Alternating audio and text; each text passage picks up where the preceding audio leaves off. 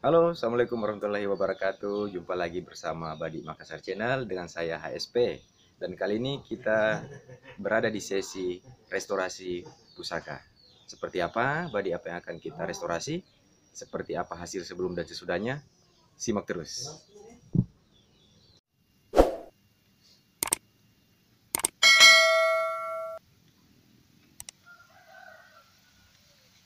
Ya, saat ini saya sedang berada di Panrejama dan mari kita lihat Badi yang akan kita restorasi.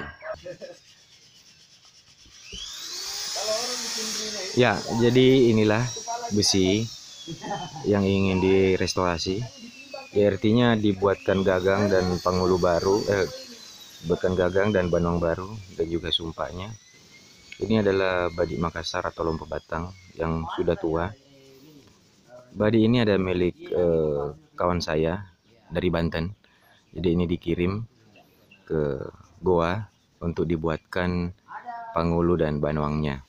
Karena waktu teman di sana didapatinya ini atau dimiliki ini dalam kondisi telanjang seperti ini. Jadi sudah tidak ada gagang dan sarungnya dan ini sudah cukup lama seperti ini. Sehingga kawan saya ya Kang Hasan dari Banten mengirim ini untuk dibuatkan pakaian di daerah asalnya yaitu di Makassar atau di Goa. Nah, untuk pemilihan kayu pada gagang kita berikan kayu santigi ya. Kayu santigi seperti ini. Nanti dicari bagian yang pada barinya. Kemudian untuk banoang kita menggunakan kayu campagai juga ini yang bari. Ya. Ini kayu santigi. Nah, untuk memperhemat durasi ya, menyingkat durasi, jadi saya tidak menampilkan video saat kayunya ditebas-tebas menggunakan parang, artinya ditebak-tebak untuk pembentukan awal. Jadi saya mempersingkat dengan langsung menayangkan pada saat dibentuk dengan menggunakan gerinda. Ya, pembentukan dengan gerinda ini dilakukan harus dengan cara lebih hati-hati agar tidak ada bagian kayu yang terlalu tertekan sehingga bentuknya akan menjadi berubah. Dan seperti itu juga pada saat pembuatan banwangnya, jadi langsung kita gergaji. Ya, saat ini adalah proses mengukur posisi bilahnya ya untuk lebar dan juga ukuran lainnya dari ujung perut dan tempat lubang awal pada saat pertama kali bilahnya akan masuk. Nah, jadi kedua potong yang akan digabungkan nanti disatukan, kiri kanannya itu akan digambar posisi bilah pada nantinya apabila kedua kayu ini sudah disatukan. Ya, setelah digambar tadi, digaris untuk ditandai, sekarang dilanjut dengan membuat spasinya. Dan ini menggunakan pisau, kemudian menggunakan gerinda juga, kembali nanti dirapikan menggunakan pisau, seperti yang akan tampak setelah ini.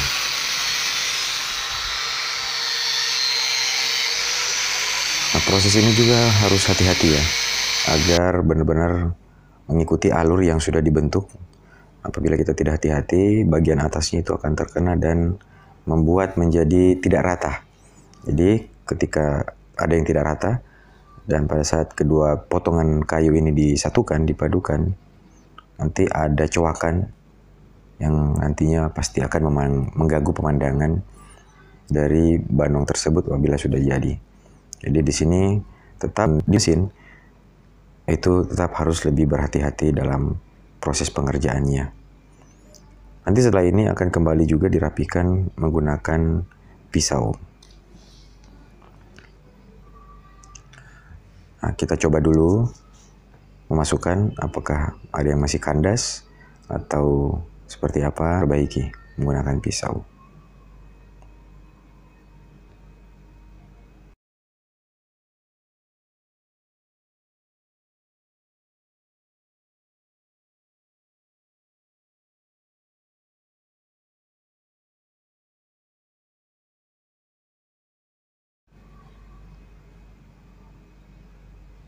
Nah, sekarang adalah membuat tatakan lubang, yang mana di situ nanti panggulunya akan masuk pada lubang itu. Jadi di sini dibantu menggunakan seperti pahat kecil, kemudian kombinasi juga dengan penggunaan pisau. Nah, sekarang untuk menyatukan kedua batang kayu tadi, gunakan catok dan kemudian dilem lebih rapat dan press merekatnya.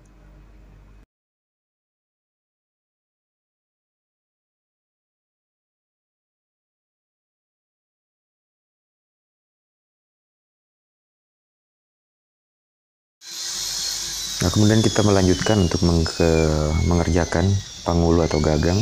Di sini kita membuat lubang pada panggulu, yang mana di situ akan nanti menjadi tempat masuknya besi dan outing berada di dalam lubang tersebut.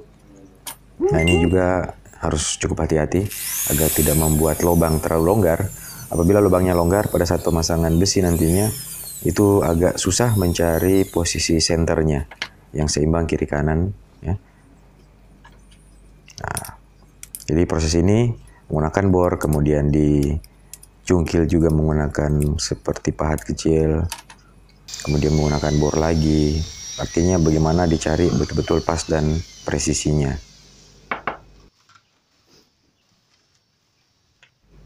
Ya, setelah dibor, kita bisa mencoba.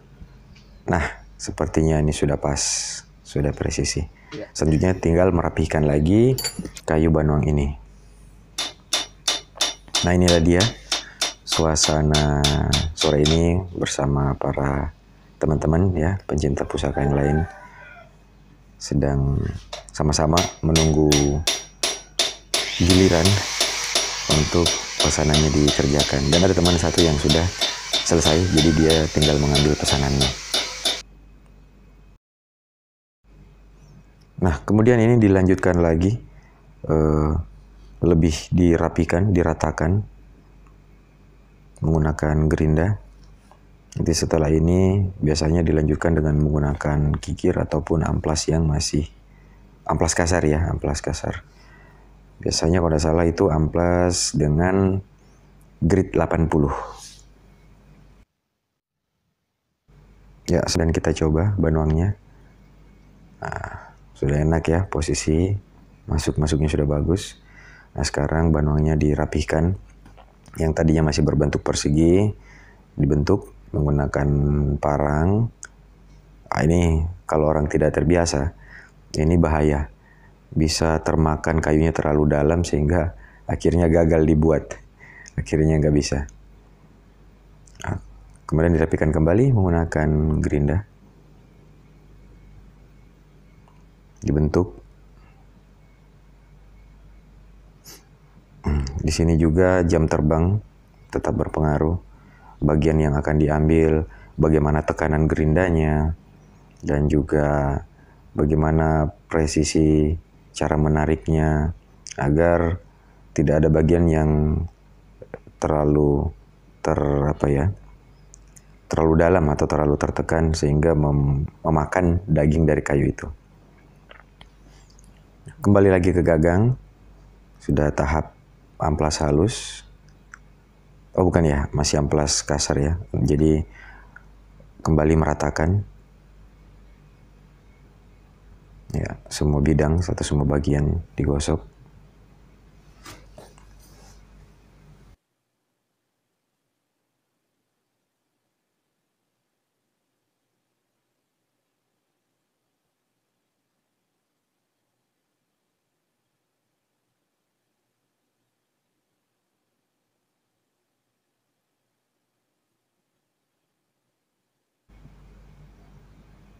Dan apabila ada yang terasa masih mengganjal, kurang rata, bisa dikerok atau diratakan menggunakan pisau.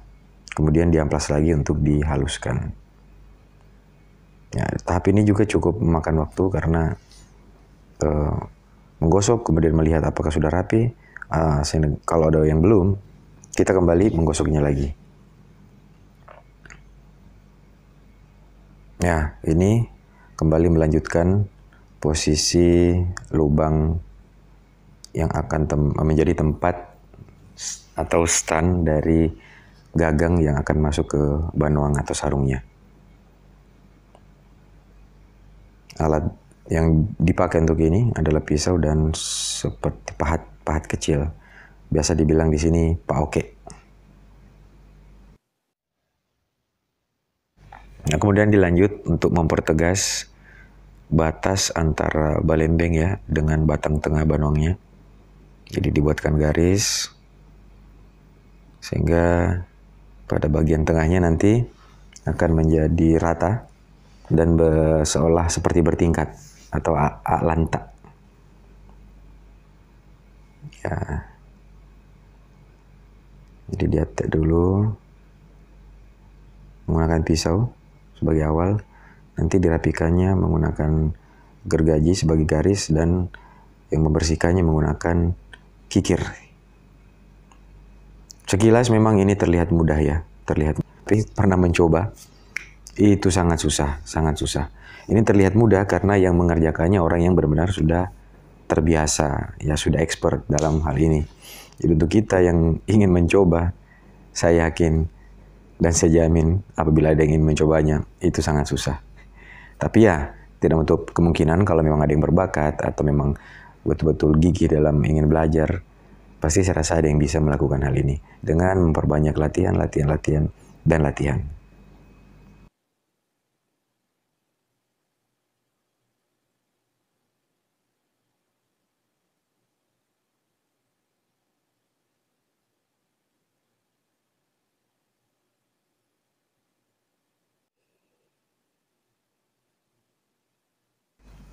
Ya, kembali untuk pangulunya, yaitu kayu santigi, dihaluskan lagi dengan menggunakan amplas yang gritnya lebih halus dibanding yang tadi. Karena untuk hasil yang maksimal memang kita harus menaikkan grit sedikit demi sedikit, bertahap. Nah, sepertinya banuangnya juga sudah mulai. Nah, ini dia hasilnya.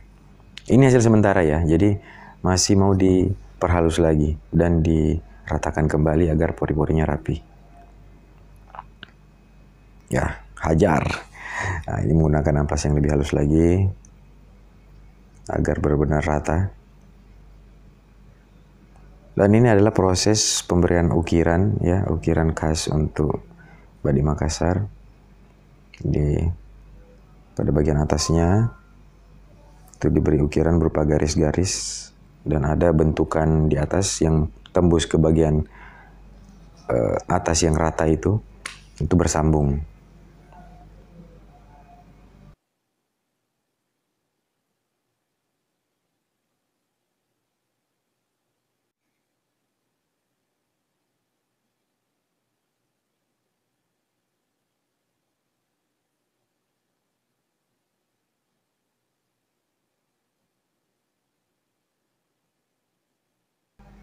Nah, ini dia tadi garis yang saya maksud bersambung. Jadi dia dari sisi kiri naik ke atas, menyeberang ke sebelahnya itu di kanan. Jadi prosesnya digambar dulu menggunakan pensil, baru dibentuk menggunakan pisau mengikuti garis yang sudah dibuat. Ini dia hasil sementaranya. Selanjutnya akan digosok lebih halus di finishing dan diberi minyak agar warna lebih kelihatan hidup, serat kelihatan hidup, dan juga tampak basah atau istilah kerennya wet look. Nah, kita lanjut pada pembuatan sumpak atau kalasa atau ring yang pilihan kali ini menggunakan bahan kuningan. Jadi mempersingkat durasi pembuatan plat awalnya untuk yang mengelilingi kayu atau bidang paling besar di sumpak itu sudah jadi ya, langsung sudah jadi. Baru saya buatkan videonya, saya rekam. Dan saat ini penyatuan. Nah, sekarang pembuatan kawat atau lesnya, yang mana dibuatkan dua, dipasang pada bagian atas dan bagian bawah. Jadi dia les yang berada paling pinggir atau sisi atas dan sisi bawah yang mengelilingi bundar dari bentuk sumpak itu.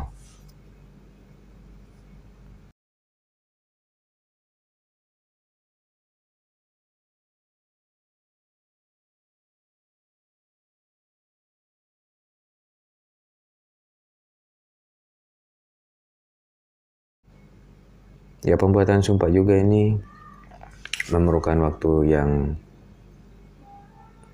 cukup, sebenarnya nggak terlalu lama ya.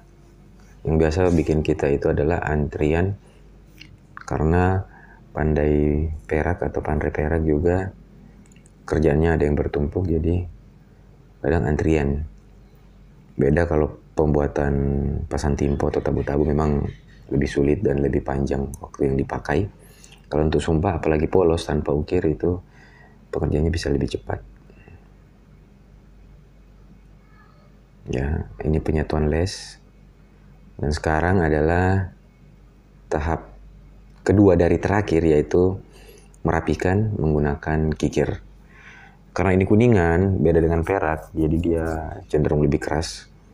Jadi memang bentuknya ini atau cara kikirnya membutuhkan tenaga yang lebih ekstra karena dia lebih keras. Nah, tibalah kita pada hasil sementara, dimana gagang ring sudah jadi. Untuk ring nanti akan dihaluskan ya, menggunakan amplas kasar sampai halus yang bertingkat-tingkat, dan kemudian akan disatukan di pemus atau di gala-gala. Nah, akhirnya kita tiba pada hasil akhir.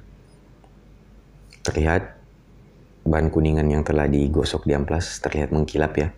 Untuk kuningan dia cepat buram nantinya, jadi mungkin sekitar nggak nyampe sebulan dia tidak semengkilap itu. Dia akan beroksidasi apabila sering tersentuh sehingga tidak mengkilap dan akhirnya menjadi kelihatan lebih berkesan klasik ya, vintage. Nah, ini dia Badi Makassar menggunakan kayu santigi pada pangulu dan kayu campaga bari pada banuangnya. Oke, terima kasih telah menyimak video ini dan sampai jumpa pada video kami selanjutnya. Salam pusaka.